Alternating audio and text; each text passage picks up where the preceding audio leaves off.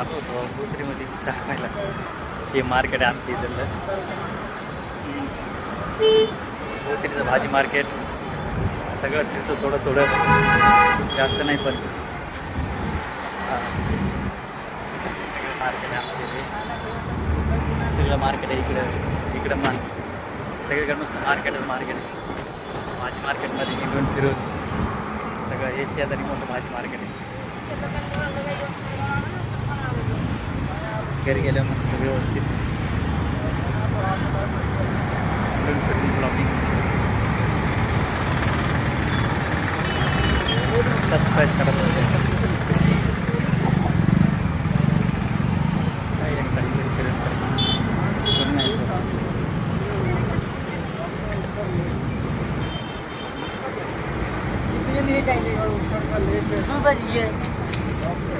हे इथं फळाचे बसलेले असतात, फळावाले.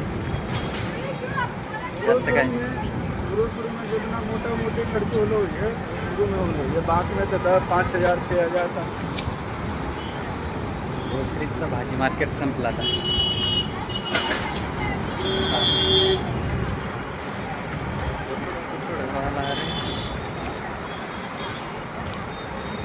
काय नाही, आपण आपल्या कामात व्यस्त. कोणाचं काय करायचं आपल्याला. आपण आपल्या कामामध्ये व्यस्त राहायचं बस. इथपर्यंत आता आहे, अजून पुढंपर्यंत आहे. आता संपत आलं भाजी मार्केट.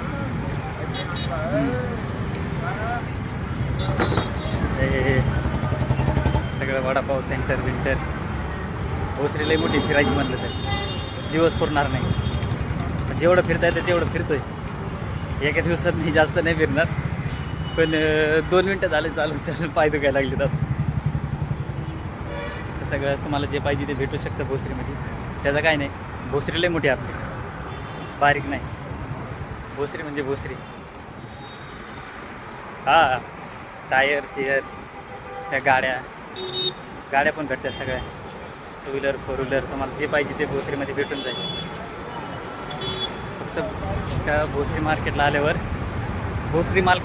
आल्यावर रोशन गार्डन समोर, की आता हे माझ्या पाठीमागं रोशन गार्डन.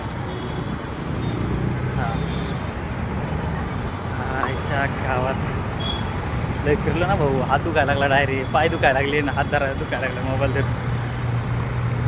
Bye bye.